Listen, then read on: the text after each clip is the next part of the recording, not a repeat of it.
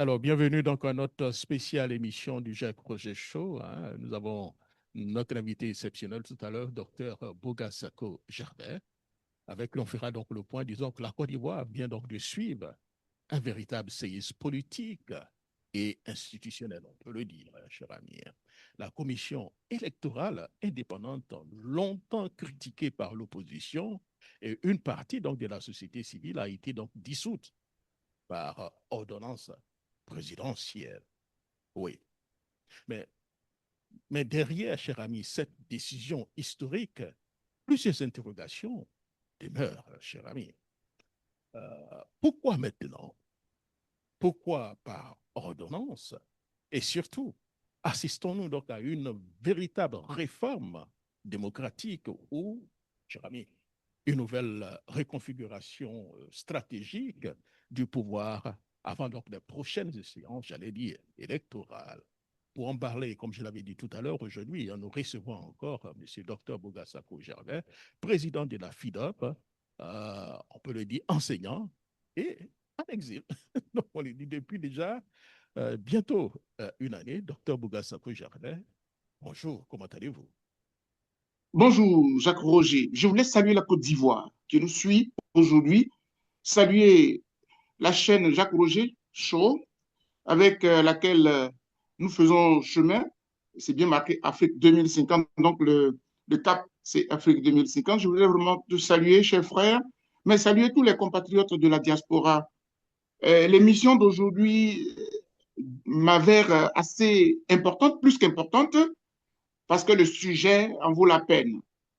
Il s'agit de la Commission nationale électorale, celle qui, au regard de toutes les critiques, est au cœur de toute la crise sociopolitique des 25 dernières années. Tous ces morts que nous avons eus, toutes ces personnes que nous avons enregistrées qui sont parties, tous ceux qui sont aujourd'hui en prison, mais principalement d'un point de vue purement politique et même juridique, c'est la commission électorale indépendante. Et je pense que dans cette émission, nous allons largement le démontrer. Je ne suis pas sûr que nous ferons la trentaine, peut-être que certainement la 45e, pour ne pas dire peut-être une heure. Merci beaucoup, docteur Bouga Sako Gervais. Nous allons démarrer rapidement. On va plutôt parler, donc, si vous voulez, donc, de la dissolution. Donc, la première question qui me vient donc à l'esprit, docteur Bogasako, euh, pour vous, si vous voulez, la dissolution donc, de la CEI est-elle une avancée démocratique, historique, ou simplement, disons, un changement donc, de façade politique? Merci. D'abord, c'est une grande nouvelle, mais dans l'esprit français, devant ces pareilles situations, on dit que c'est une grave nouvelle. C'est une grave décision. Et comme je le disais à l'entame de cette émission, c'est ma lecture que je viens faire. Et selon ma lecture, la commission électorale indépendante a été au cœur de toutes les tragédies que notre pays a vécues. Et c'est pour cela, avec ta permission, je ne pourrais pas observer une minute de silence parce que ça va faire un long temps mort, mais je voudrais le dire, je voudrais marquer la minute de silence pour tous les morts depuis 2001, où la commission a été instituée, jusqu'au 6 mai 2026, tous ceux qui sont partis pour les fins des crises pré-électorales et post-électorales, tous ceux qui ont payé de leur vie, surtout nos morts de la crise de 2010-2011, ce qu'on a appelé plus de 3000 morts, c'est la commission électorale indépendante. C'est celle-là qui n'a pas eu le courage de dire les résultats qu'elle détenait lors de l'élection de 2010 et qui a traîné, qui a laissé le timing passer et qui a passé le dossier au Conseil constitutionnel, qui a donné le résultat que nous savons. Et après, elle est allée se retrouver ailleurs et puis elle a donné un autre résultat, ce qui a entraîné la Côte d'Ivoire dans le fossé. Pour tous ces morts-là, dis-je, je voudrais observer une minute de silence.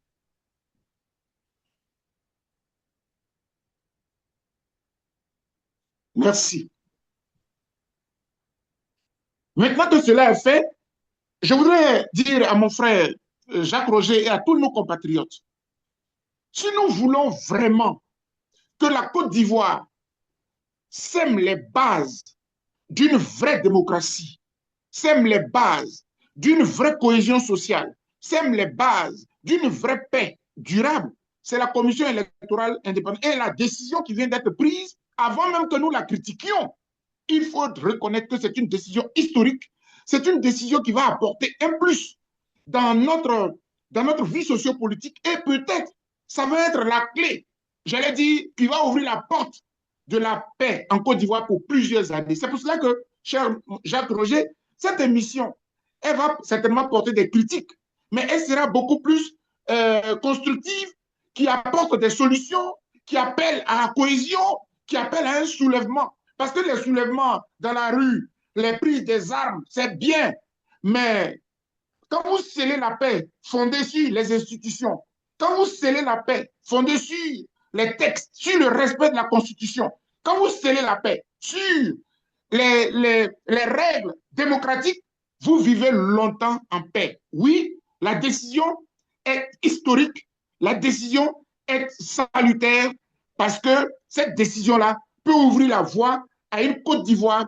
bien meilleure, consensuelle, avec tous les fils et tous les fils, toutes les filles et tous les fils unis. Mais il y a plusieurs conditions. Et donc, tout à l'heure, vous verrez que dans mon développement, je ferai un peu l'historique de cette commission, comment on en est arrivé là, etc. Parce qu'il y a beaucoup de nos étudiants qui vont se servir de cette émission pour ceux qui présentent les mémoires, qui font les recherches en droit de l'homme, etc. Ils vont beaucoup s'en servir. Il y a un certain nombre d'informations que je vais leur donner. Par exemple, quels sont les différents présidents qui ont dirigé cette institution? Comment a-t-elle été instituée? Pourquoi une commission plutôt qu'un ministère de l'Intérieur? Des choses comme ça, ils doivent le savoir. Et je dis. Donc la question, est-ce que cette dissolution peut-elle réellement contribuer à la paix et à la stabilité de la Côte d'Ivoire après toutes, comme vous l'avez mentionné, hein, les crises vécues depuis déjà des années? Très bien. Alors la question me permet de faire le bref historique et pour que les gens comprennent. Cher ami, toi et moi, nous sommes de la même génération. On savait que dans notre pays, depuis notre indépendance, le 7 août 1960, on a eu un seul parti politique qui a pratiquement gouverné la Côte d'Ivoire. Le président Houphouët s'est battu pour que nous soyons indépendants. Aujourd'hui, son parti, le PDCI-RDA, a 80 ans. Donc, nous avons vécu avec notre Côte d'Ivoire jusqu'au 24 décembre 1999. Il faut que les gens suivent très bien. En le faisant, qu'est-ce que je veux dire par là? On est indépendant le 7 août 1960 et on a notre première constitution qui date du 3 novembre 1960. Le 24 décembre 1999, voici un coup d'État qui apparaît en Côte d'Ivoire. Les jeunes qui voient aujourd'hui les pays de l'AES, qui voient le Mali, qui voient le Burkina, qui voient le Niger et même la Guinée dirigée par des militaires, ce n'est pas nouveau pour la Côte d'Ivoire. Nous l'avons vécu chez nous ici. Et celui qui était à la tête du pays, après le coup d'État, se nomme le général Robert Guèye. Et donc, nous sommes le 24 décembre 1999. Le président Henri Konan Bédié est renversé. Dieu merci, il n'a pas été tué, il part en exil en Europe. C'est avec les militaires, heureusement pour nous, qui sommes démocrates, ces militaires-là, ils étaient bienveillants et ils ont fait appel aux forces vives de la nation pour mettre en place une nouvelle constitution. Et c'est dans cette nouvelle constitution-là que tous les partis politiques qui avaient été dissous, plus ou moins, vont participer, la société civile, et on va faire le squelette d'une nouvelle constitution. C'est dans cette nouvelle constitution du 1er août 2000, la Deuxième République, que est créée la commission électorale indépendante. C'est-à-dire quoi? La plupart des opposants, les démocrates, qui étaient contre le parti unique, les Laurent Gbagbo, les Francis Vaudier, les Zadi Zaourou, tous ces gens de l'opposition, ils ont estimé qu'en Afrique, à partir du moment où les partis uniques ont régné, après les partis uniques, il faut instituer une commission pour donner confiance aux opposants d'espérer un jour arriver au pouvoir. Donc, dans l'Afrique en général, on a adopté l'institution des commissions électorales indépendantes. D'ailleurs, dans la CEDEAO, il y a une ordonnance qu'on appelle l'ordonnance de la bonne gouvernance et de la démocratie qui évoque même la question des commissions électorales indépendantes. Donc, notre CEI est créé par la Deuxième République dans la Constitution de 2000. En ce moment-là, celui qui arrive au pouvoir s'appelle Laurent Gbagbo. Quand M. Laurent Gbagbo arrive, c'est là que le Parlement de Côte d'Ivoire va voter la loi numéro 2001, dont Laurent Gbagbo arrive en 2000. Donc, en 2001, la loi numéro 2001-364 du 9 octobre 2001 va créer la commission électorale indépendante. Mais je dois quand même préciser que après le ministère de l'Intérieur, on a les militaires au pouvoir ont expérimenté une commission qui a organisé le référendum et les élections de 2000. Parce qu'on n'avait plus de ministère de l'Intérieur qui allait organiser. Donc, nous étions en train de dire que oui, la décision est historique. Oui, la décision est très, très, très importante si nous rêvons d'une Côte d'Ivoire nouvelle, une Côte d'Ivoire basée sur des institutions fortes et solides, une Côte d'Ivoire qui veut vraiment se réconcilier, une Côte d'Ivoire basée. Parce que dans un état de droit, on ne se réconcilie pas par amour, on ne se réconcilie pas par l'Église, on ne se réconcilie pas par les alliances culturelles. Ça existe dans notre pays. On se réconcilie par le respect des lois, on se réconcilie par la Constitution, on se réconcilie par les institutions. Or, la commission électorale indépendante, celle-là, elle a été à l'origine depuis 25 ans de tous ces morts que la Côte d'Ivoire a connus à cause des élections. Et j'ai rappelé tantôt, je vais vraiment insister là-dessus, le pic de toutes ces crises, ça a été donc la crise post-électorale de 2010-2011, où la communauté mondiale a vu que nous avons perdu plus de 3000 personnes en Côte d'Ivoire, sans oublier l'élection de 2015, où encore il y a eu des morts, des centaines, notamment en 2020 surtout, avec notre Kofi Toussaint, dont la tête a servi de ballon de football, et les élections de 2025. Un peu partout, il y a toujours des morts. Cette commission a trop tué. C'est pour cela que nous avons observé une minute de silence. Et donc, je réponds clairement à la question, c'est d'une portée historique et c'est extrêmement grave. Et j'étais en train de rappeler, parce que c'est vrai qu'on a été pris de court, mais il est bon de rappeler les dates très rapidement, je ne vais pas rentrer dans les détails. La Côte d'Ivoire est indépendante le 7 août 1960. Elle a sa première constitution qui date du 3 novembre 1960. Le 24 décembre 1999, la Côte d'Ivoire va connaître un coup d'État. Souvent, quand nos jeunes regardent ce qui se passe au Mali, au Burkina, au Niger ou en Guinée-Conakry, on pense que la Côte d'Ivoire n'a pas vécu cela. Si, nous avons connu un coup d'État contre le président Henri Konan Bédié, et donc, c'est là que les militaires sont arrivés au pouvoir. Et les militaires, quand ils arrivent, ils dissolvent la Constitution, ils dissolvent les institutions, et c'est comme ça que la Côte d'Ivoire était dans un vide. Et nous, on a eu la chance, nos militaires ont appelé les forces vives à se retrouver pour créer une nouvelle constitution. C'est dans la nouvelle constitution du 1er août 2000, Deuxième République, que se trouve instituée la commission électorale indépendante. Et elle a connu, je termine sur ce rappel historique, elle a connu 3 présidents depuis qu'elle a été créée. Elle est créée en 2001, en octobre, 9 octobre 2001, c'est la loi numéro 2001-634 du 9 octobre 2001 qui crée la commission. Et on a attendu 2005 pour nommer le premier président. De 2005 à 2010, il s'appelait M. Begré Mambé, l'actuel premier ministre. Après lui, de 2010 à 2019, on a eu un deuxième président qui s'appelait M. Youssouf Bakayoko. Et le troisième président, de 2009 jusqu'au 6 mai 2026, où la décision vient d'être prise par M. Ouattara, c'est M. Ibrahim Koulibaly Kuiber. Voilà l'historique que je voudrais rappeler. Et puis maintenant, dans les détails, je voudrais vous dire que cette commission-là, mais elle a été décriée de tout temps par la société civile et par les partis d'opposition. Et je dois le rappeler. Mais je voulais plutôt dire qu'elle a été surtout décriée par la société civile. Parce que tenez-vous bien, quand nous finissons avec l'organisation de l'élection par le ministère de l'Intérieur, avant qu'on ait la commission électorale indépendante, avec les militaires, il y a une commission qui est mise en place. Elle s'appelait la COSUR, Commission de supervision du référendum. C'est celle-là qui a organisé le référendum de 2000. Et puis après, la COSUR est devenue la CNE, la Commission nationale électorale. La COSUR et la CNE étaient présidées par un même homme qui s'appelait le professeur Honoré Guier, à qui je rends hommage aujourd'hui encore parce qu'il a sauvé la République. Pourquoi? Parce qu'en 2000, le militaire dit qu'il a gagné.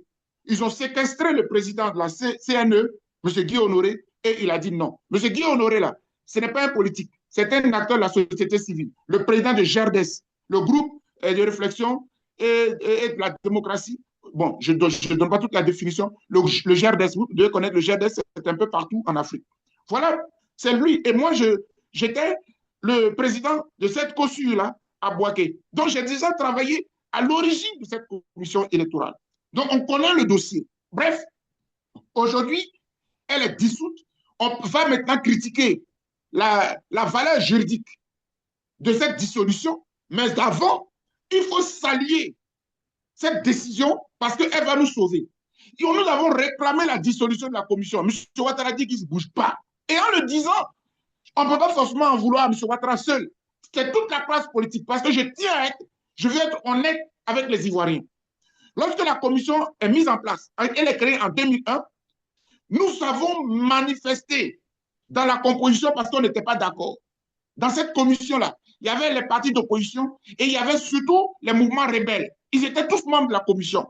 On a dit, mais une commission d'élection, pourquoi des rebelles vont y entrer? Parce que quand les gens ont créé le RHDP, ça encore, c'était un rappel historique. Quand ils créent le RHDP en 2005 à Paris, les 4 partis politiques, RDR, PDCI, UDPCI, MFA, de M. Anaki Kobena, dont le président de la jeunesse était M. Stéphane Kipré d'ailleurs, ils se sont associés aux 3 mouvements rebelles, dont le MPCI de M. Guillaume Soro. Ils étaient 7. Ils ont appelé ça le G7, contre Laurent Gbagbo. Donc Laurent Gbagbo était affaibli. C'est comme cela qu'on lui impose les dirigeants de la CEI. Donc tous les présidents que vous avez vus là, ils sont d'obédience de l'opposition, proches du RDR et du PDCI. Monsieur Begré Mambé a été proposé par l'opposition, M. Youssou Bakayoko a été proposé par l'opposition et M. Koulibaly Kouibé proposé par l'opposition. Donc, ce n'est pas tant M. Ouattara qui a été le problème, parce que c'est toute la classe politique qui est coupable de ces crimes que nous avons connus. Ce n'est pas M. Ouattara seul. Et donc, cette décision de dissolution, il faut la saluer, parce que lui, au moins, il a eu le courage de la dissoudre. Maintenant, on peut critiquer, et ça va être certainement l'objet de ce que je m'en vais faire, parce que la façon de dissoudre n'est pas ce qu'il fallait dans un état de droit. Et je dis. Voilà, merci beaucoup, docteur Bogassako. Puisque vous avez parlé, ça va nous en permettre de parler de la légalité, docteur Bogassako-Gervais. Le président Alassane avait-il, selon vous, légalement, le pouvoir de dissoudre, disons, une institution créée par une loi? Évidemment, tel que vous posez, vous comprenez très bien qu'il n'en avait aucun pouvoir. D'ailleurs, il y a 2 points sur lesquels je vais insister. Il n'avait pas le pouvoir juridiquement parlant, il n'avait pas le pouvoir politiquement parlant. Donc, à tous les coups, M. Ouattara ne pouvait pas dissoudre la commission électorale indépendante. Il ne peut pas. Pourquoi du point de vue du droit? Mais évidemment, du point de vue du droit, vous savez, chaque fois, nous sommes obligés, en tant que pédagogue, en tant qu'enseignant, de le rappeler à nos jeunes. Dans une démocratie, il y a 3 pouvoirs qui sont séparés. Il y a l'exécutif que le président de la République contrôle. Mais avant l'exécutif, là, parce que vous regardez très bien le mot exécutif. Il exécute quoi? Il exécute des décisions. Mais qui prend les décisions? C'est le peuple. C'est pour cela que c'est le peuple qui a le pouvoir dans la démocratie. C'est pour cela que nous tous, pour couper court, on s'en tient à la définition de l'ex-président américain Abraham Lincoln. Quand il donne la définition de la démocratie, il dit, et je cite, le gouvernement du peuple, par le peuple et pour le peuple. Fin de citation. Ça veut dire quoi? Cela veut dire que le gouvernement, là, ceux qui vont diriger le pays, là, ils doivent être du pays. Ça doit être des nationaux. Au passage, c'est un clin d'œil que j'envoie à tous les étrangers qui veulent rentrer dans la politique nationale. Vous n'êtes pas américain, vous pouvez critiquer, mais vous ne pouvez pas intervenir, agir dans la politique américaine. Vous n'êtes pas ivoirien, vous ne pouvez pas intervenir dans la politique ivoirienne. Gouvernement du peuple. Ce sont les nationaux qui doivent être dans les instances étatiques gouvernementales du pays. Par le peuple. Et évidemment, c'est par le peuple là qui est la clé. C'est le peuple qui désigne les représentants parce que le peuple ne peut pas faire des référendums à tous les carrefours pour prendre une décision référendum. Pour décider, ça c'était à Athènes à l'époque. Au moment où la démocratie naissait, les gens n'étaient pas nombreux, ils pouvaient se retrouver sur la place publique et puis voter. Maintenant, on ne peut plus. On a des populations de millions. Donc, on a des représentants. par le peuple et pour le peuple. Donc, je tiens à le dire. Donc, du point de vue de la démocratie, c'est le pouvoir parlementaire, c'est le peuple qui donne les lois. Et c'est le peuple qui a dit, avec ce que nous avons vécu, nous voulons qu'il y ait une commission électorale indépendante. Donc, le président de la République, quoique président de la République, il n'a pas le pouvoir de dissoudre. Voilà. Il a l'initiative des lois. Il peut aussi dire, bon, ben, je fais un projet, moi, je voudrais qu'on dissolve. Et puis, il soumet à l'Assemblée nationale. Et l'Assemblée nationale peut voter. Mais à la vérité, c'est l'Assemblée nationale. Et d'ailleurs, parallélisme des formes oblige, une loi a créé, la loi numéro 2001-634 du 9 octobre 2001. Il faut que ce soit une loi qui dissolve la commission électorale indépendante. Donc ça, ce n'est pas un débat. Maintenant, M.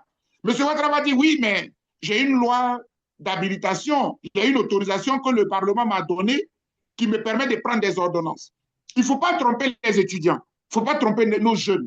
L'ordonnance qui a été donnée, l'autorisation qui a été donnée par le Parlement, c'est d'un point de vue économique. C'est comme quand vous faites une procuration. Quand vous donnez une procuration à quelqu'un, la loi vous dit de préciser pourquoi vous avez donné la procuration.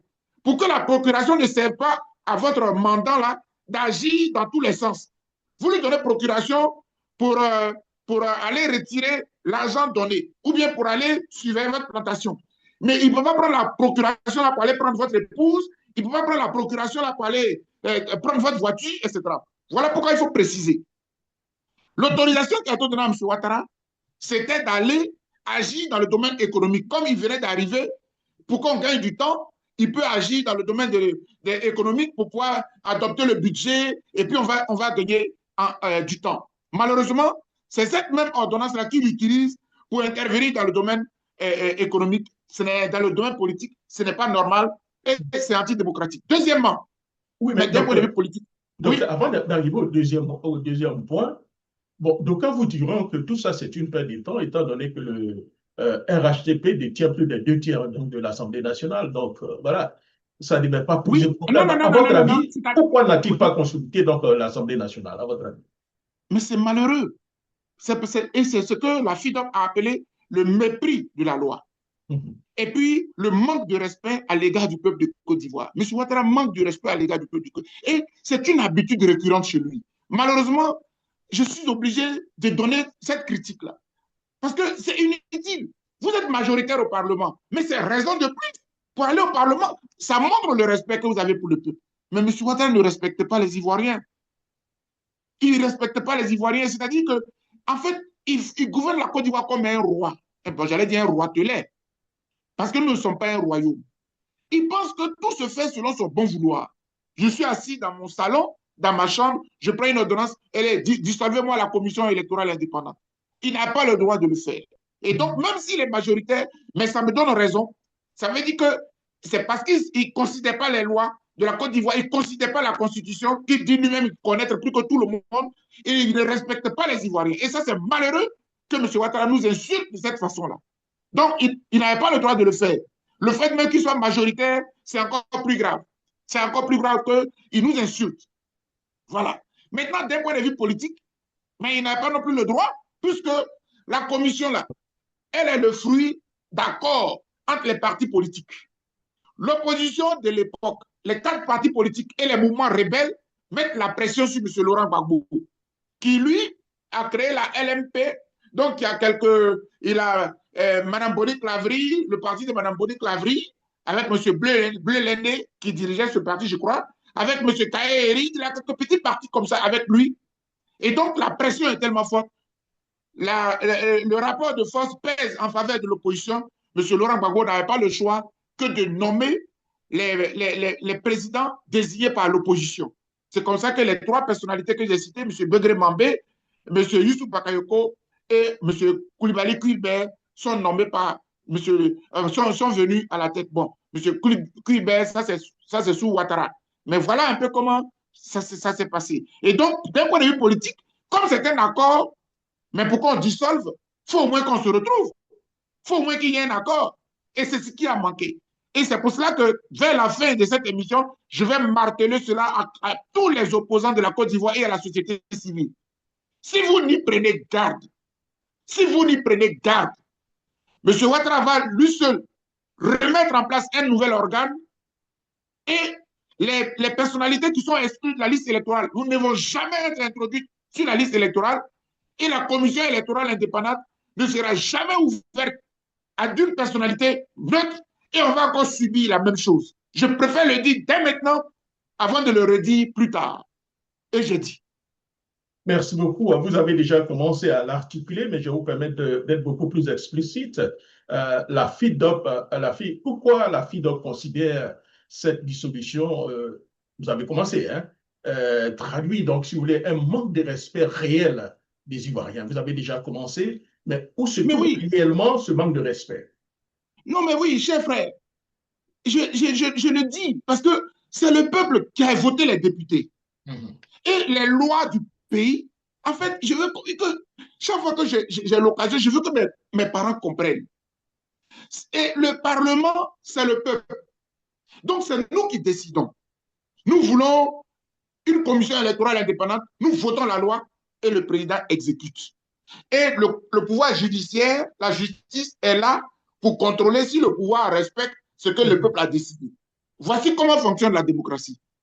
Donc, le fait que M. Ouattara se lève avec une ordonnance caduque, une vieille ordonnance qui n'a même pas pour objet des questions politiques, il viole la loi plus d'une fois et il insulte les Ivoiriens. Et donc, pour moi, à ce niveau-là, comme j'ai dit que je vais être beaucoup proposé, je souhaiterais que très rapidement, le Parlement se serve de l'occasion et, j'allais dire, réajuste la situation, rappelle le mécanisme. Je vais te rappeler un fait historique, si tu me permets. Un fait historique. Le président Laurent Gbagbo, en 2010, lorsque M. Bégré Mambé dirigeait la commission électorale, avant l'élection, il s'est trouvé que la liste électorale était problématique. Il y avait sur la liste des noms qui étaient, on appelait une liste grise et une liste blanche. C'est-à-dire qu'il y avait une liste où des non-ivoiriens étaient sur la liste. Ils étaient près de 500 000. Voilà. Et M. Laurent Gbagbo, qui n'était pas d'accord, et son parti politique, hein, le FPI, n'étant pas d'accord, il décide de dissoudre la commission. Il prend donc une ordonnance, une décision. Et je crois que je vais quand même rappeler cette décision-là pour que les Ivoiriens voient. C'est la décision du 25 février, non, pardon. Il prend la décision, oui, le 25 février, de rétablir. Donc, voilà. Donc, le 12 février 2001, le 12 février 2010, pardon, 12 février 2010, la commission est créée en 2001. Le 12 février 2010, M. Bégré Mambé est à la tête. Il y a eu un débat sur la liste électorale. M. Gbagbo n'est pas d'accord. Il est le président de la République. L'opposition, comme son parti n'est pas d'accord, M. Laurent Gbagbo prend une décision. Le 12 février 2010, il dissout la commission. Mais cette décision-là, très vite, le Parlement va faire opposition. Le Conseil constitutionnel va faire opposition pour dire à M. Gbagbo, Monsieur le Président, nous sommes désolés, mais au regard de la loi, au regard de la Constitution, vous n'avez aucun pouvoir pour dissoudre la commission électorale indépendante. Et le président Laurent Gbagbo va se raviser. Il prend la décision numéro 2010-022 PR du 25 février 2010 portant rétablissement de la commission électorale indépendante. Je rappelle cela. C'est-à-dire quoi? C'est-à-dire que le président, il prend une décision qui est injuste d'un point de vue juridique. Il est critiqué par le Parlement qui est de son bord politique. Hein.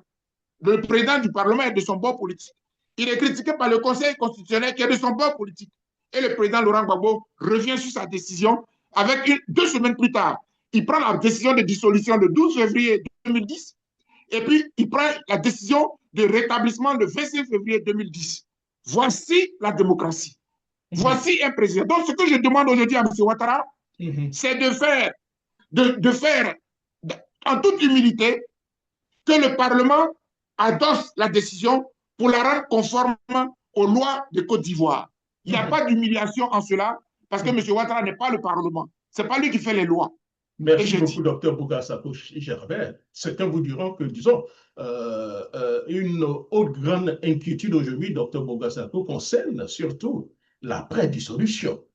Que prépare réellement donc le pouvoir maintenant? Cela m'amène donc à vous poser la première question sur l'après-dissolution.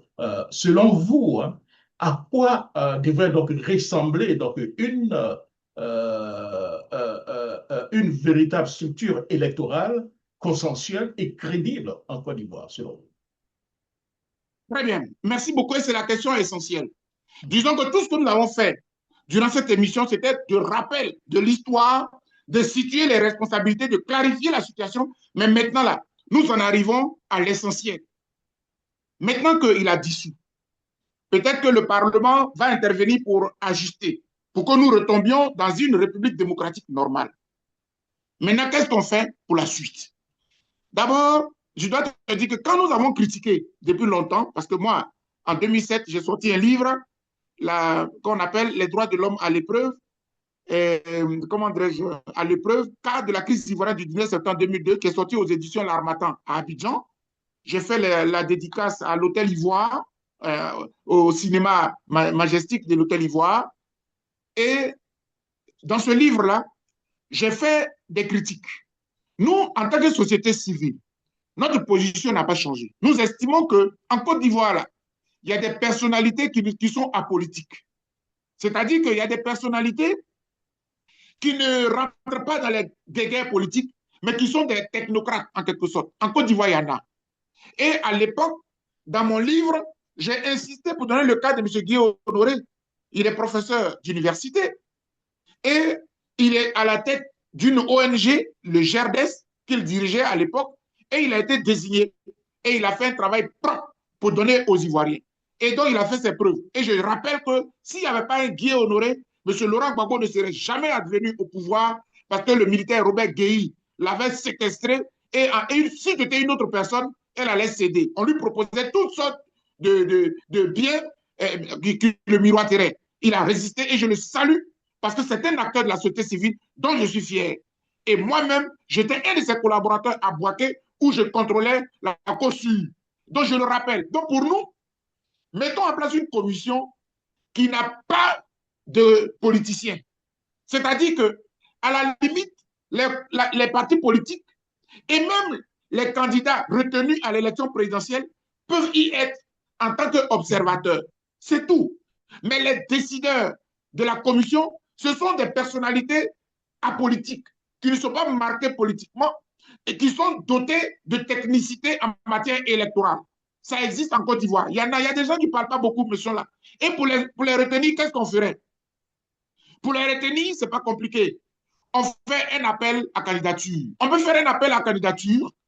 Vous faites un appel à candidature et puis vous soumettez la question aux différents acteurs de la politique, des partis politiques et de la société civile pour qu'on puisse désigner qui est une sorte de sondage. Je n'ai pas envie de dire un référendum même.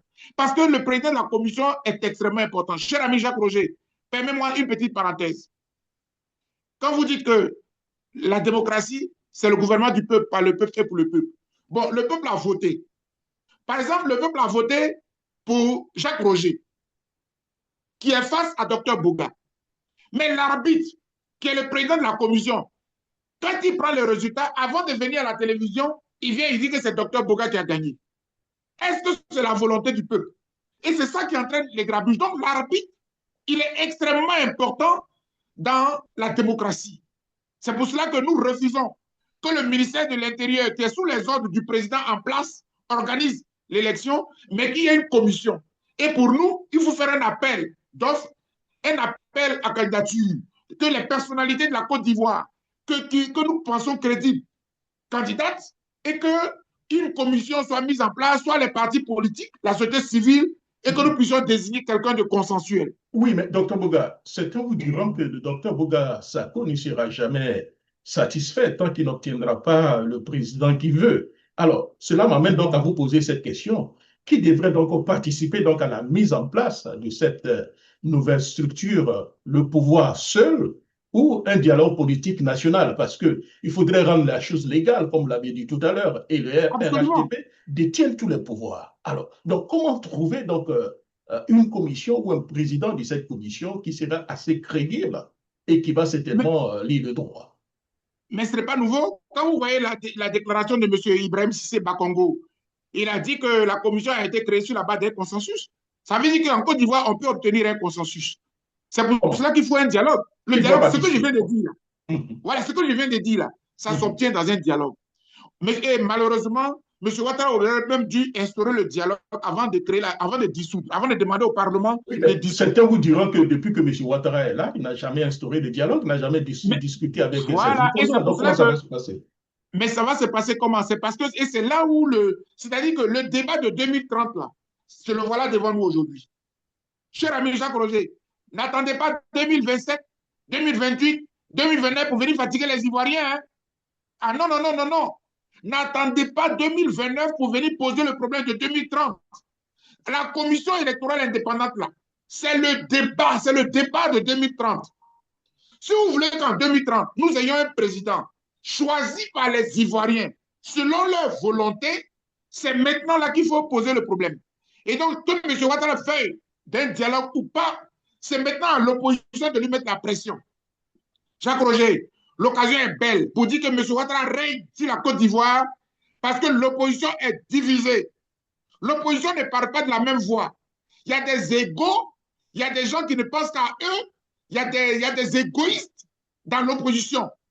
Quand on les choisit, quand ils sont au devant de la scène, ils sont contents. Ils ne pensent pas au peuple. C'est pour cela que nous souffrons de M. Ouattara. En cela, je veux dire que si M. Ouattara règne, ce n'est pas seul qu'il règne. Il règne parce que l'opposition l'amène à régner. Hier, M. Gbagbo Laurent n'avait pas le choix parce que l'opposition, les 4 grands partis politiques de l'opposition, je les cite encore à nouveau, le PDCI-RDA, le RDR, l'UDPCI et le MFA, ils étaient ensemble. Et en plus, ils avaient les rebelles, les 3 mouvements de la rébellion. M. Gbagbo Laurent était pratiquement en minorité dans le rapport de force. Aujourd'hui, si vous prenez une opposition, Laurent Gbagbo, le PPACI, le PDCI, vous prenez le MGC, vous prenez le FPI d'Afrique-Guessa, vous prenez le COGEP, vous prenez, mais cher ami, vous y ajoutez M. Tombelo, vous y ajoutez M. Comment dirais-je, mon jeune frère Assalé Tiemoko, vous y ajoutez Vincent Tobi, mais le parti au pouvoir, là, il sera en minorité. Et vous n'allez pas lui imposer tout, mais vous allez négocier et on va trouver quelque chose de solide. En tout cas, au niveau de la société civile, chers amis et frères, si la classe politique n'impose pas le dialogue aujourd'hui à M. Ouattara, il ne faut pas venir attendre 2030 pour venir pleurer. Vous ne serez jamais sur la liste électorale, vous ne serez jamais candidat dans votre propre pays. Regardez ce qui s'est passé au Bénin. Au Bénin, on applaudit M. Patrick Talon, mais on l'applaudit avec 2 doigts. On ne l'applaudit pas avec les 2 mains. Pourquoi? Il n'a pas fait de 3e mandat. Bravo. Mais il n'a pas fait de 3e mandat. Qu'est-ce qu'il a fait? Mais il a éjecté tous les opposants et il a créé le boulevard pour son poulain. C'est la même chose. Donc, c'est à l'opposition de se battre. Et là, l'occasion est belle. C'est-à-dire, cher ami Jacques Roger, toute cette émission-là, l'objet principal, c'est ça.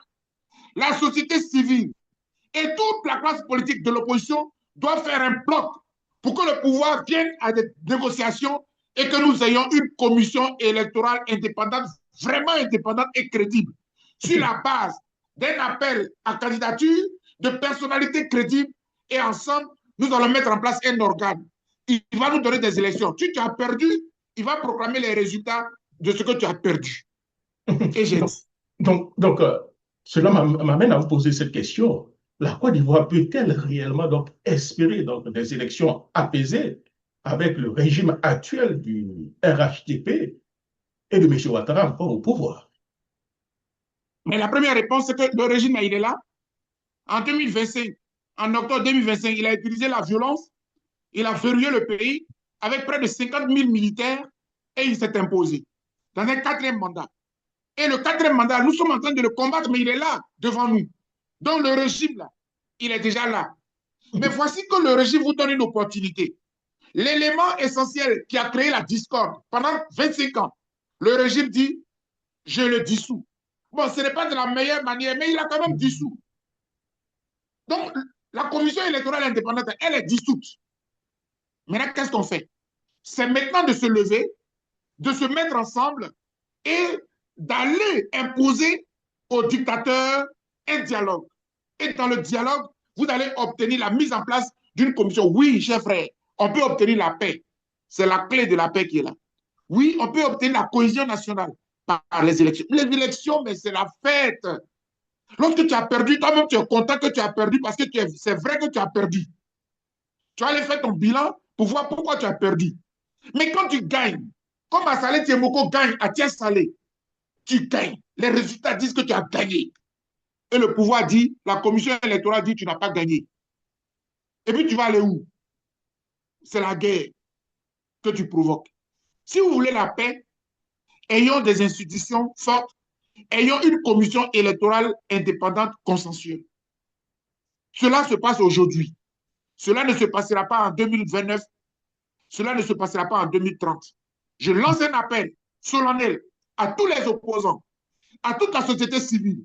L'occasion est bonne pour que nous puissions avoir une commission électorale de paix qui va s'aimer la paix en Côte d'Ivoire. Cette émission, c'était l'objet. Je ne suis pas venu pour critiquer, je suis venu pour lancer un appel. Si vous ne vous battez pas aujourd'hui pour avoir une commission électorale indépendante crédible qui puisse rassurer tous les Ivoiriens, notre pays serait mal barré et nous en serons tous comptables. Et j'ai dit. Alors, deux petites questions avec certainement votre mot de fin. Voilà. Je crois que vous en avez parlé tout à l'heure, mais je vais vous permettre d'être beaucoup plus explicite.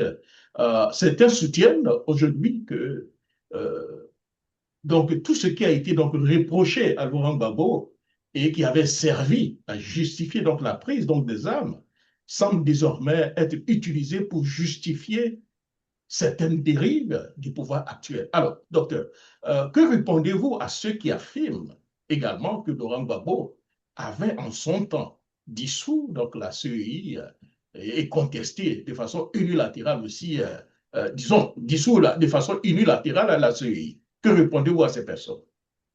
Mais je l'ai fait. Je l'ai dit tantôt, je le répète pour que ce soit clair pour tout le monde. Le président Laurent Gbagbo, il n'était pas d'accord avec comment dire, les agissements de M. Begré Mambé. Il s'est donné le droit, le 12 février 2010, de dissoudre la commission électorale indépendante. Mais moi, je pense que d'ailleurs, il a fait pour contourner le consensus. Parce que c'était une commission consensuelle, il n'avait pas le pouvoir. Et donc, il a consulté le Parlement, il a consulté le Conseil constitutionnel. Et puis, 2 semaines plus tard, précisément le 25 février, il a pris la même décision, parallélisme des formes oblige, pour rétablir la commission. C'est pour ça que quand nous parlons de la CEI, on ne parle pas des décisions intermédiaires de M. Laurent Gbagbo, on parle de la loi. La loi numéro 2001-634 du 9 octobre 2001 portant création de la commission électorale indépendante. Donc, tous les atermoiements au milieu ne comptent pas. La loi à créer, c'est une loi qui doit dissoudre. Donc, j'invite le Parlement à se saisir de la volonté de M. Ouattara de dissoudre pour habiller cela d'une loi pour que ce soit conforme à la République, aux lois de la République. Et à partir de là, nous allons appeler à des assises nationales inclusives avec les différents partis politiques, la société civile, organiser un bon forum pour nous donner le meilleur squelette. Et puis, on va faire un appel à candidature pour que des personnalités de notre pays qui sont dans leur coin, qui soient capables, qui ont la capacité de dire non à un président de la République, puissent venir à la tête de la commission électorale indépendante. Et dans mon pays, on en a connu. Et il y en a toujours. Et je dis. Oui, mais avec aussi les tensions politiques actuelles et la méfiance de l'opposition et, disons, une bonne partie de la population ivoirienne envers donc, les institutions, le Conseil d'État, selon vous, peut-il encore être perçu comme un arbitre juridique indépendant avec la nomination de l'ancien président de la CEI, M. Koulibaly Kubier? Merci beaucoup pour la question. C'est la preuve que si nous laissons M. Ouattara seul, c'est ce qu'il va faire. C'est-à-dire qu'il aura pour lui le Conseil d'État avec Cuibert qui est là-bas, et puis il aura pour lui le Conseil constitutionnel. Or, ce sont deux institutions qui interviennent dans les élections. C'est pour cela qu'à l'issue du dialogue, même moi, de mon point de vue, à l'issue du dialogue, le président du Conseil d'État peut changer. Le président du Conseil constitutionnel peut changer. Parce qu'il y a la commission électorale indépendante, mais il faut aussi des personnalités crédibles. Par exemple, et je donne des exemples. Pourquoi on ne demanderait pas aux magistrats, à tous les magistrats de Côte d'Ivoire, de lire le président du Conseil constitutionnel, de faire un vote. Et ce jour-là, nous organisons en Côte d'Ivoire un vote de tous les magistrats pour venir choisir qui parmi eux peut être président du Conseil constitutionnel. Ça ne sera pas un peu comme aux États-Unis, mais ça peut y ressembler. Parce que souvent, dans ces genres d'institutions, les présidents des conseils constitutionnels sont nommés à vie. Et puis, ce sont des personnalités qui sont là à vie, donc elles peuvent même se retourner contre celui qui les a nommés. Ici, on peut demander aux magistrats de voter le président du Conseil constitutionnel. Au niveau du Conseil d'État, mais on peut faire pareil aussi pour que l'élection là soit quelque chose de séparé des partis politiques. Il faut que ce soit quelque chose de technique. Je vous assure, cher ami Jacques Roger, si nous faisons cela, on va applaudir. Quand on a fini de voter, celui qui est élu là, c'est notre... Parce qu'on est sûr que dans le système là, il n'y a pas de faille. Regardez en France, peut-être que je vais terminer par là. Cher ami, tu n'es pas surpris. Les gens votent toute la journée et puis le soir, au journal de 20h, une photo s'affiche. C'est le président. Et puis toute la France est d'accord. Mais parce que ces gens-là, ils ont confiance dans leur système. Ils ont confiance dans leur système. Créons le même système en Côte d'Ivoire et on va dormir tranquille. Le président qui sera élu dans ces conditions-là, que tu l'aimes, que tu ne l'aimes pas, tu vas le respecter parce qu'il a été choisi par le peuple, la majorité du peuple. Mais tant qu'on va tripatouiller comme les Ouattara font là, pour faire troisième mandat, pour faire quatrième mandat, mais on ne va jamais le respecter parce que ce n'est pas un président choisi par le peuple. Il a triché, il a exclu ses adversaires et il s'est imposé. Il n'est pas un président crédible. Il faut éviter cela. L'occasion nous est donnée et c'est pour cela que je vous ai accordé cette émission spéciale et que j'ai essayé de détailler les choses pour que la population ivoirienne comprenne les enjeux. Nous sommes à un tournant grave de l'histoire de la Côte d'Ivoire qui peut éviter les gens en exil, qui peut éviter qu'on se poursuive avec des machettes, avec des armes. Ayons une démocratie forte. Quel que soit celui qui va arriver, on va applaudir. Et rapidement, pour vous permettre de conclure, quel message donc adressez-vous aujourd'hui aux Ivoiriens qui craignent encore, qui craignent, si vous voulez, une nouvelle crise politique avant donc la prochaine présidentielle? Vous enfoncez une porte que j'ai déjà ouverte. Je suis en train de parler à mon peuple. Je suis en train de parler à mes compatriotes. J'ai mal pour la Côte d'Ivoire. J'ai mal pour les 3000 morts que nous avons connus. J'ai mal pour tout ce que nous avons vécu jusqu'à aujourd'hui à cause de cette commission électorale indépendante. Bien que mal, tant bien que mal, M. Ouattara l'a dissoute. Et le Parlement va entériner certainement. Donc, il n'y a pas de problème. Mais l'occasion est bonne pour s'aimer les bases d'une vraie commission électorale qui va nous éviter des palabres. Je voudrais une commission autonome, une commission indépendante, une commission de techniques qui n'a rien à voir. Et puis, on peut juste être là-bas, les partis politiques pour observer. Mais on laisse les techniciens faire leur travail.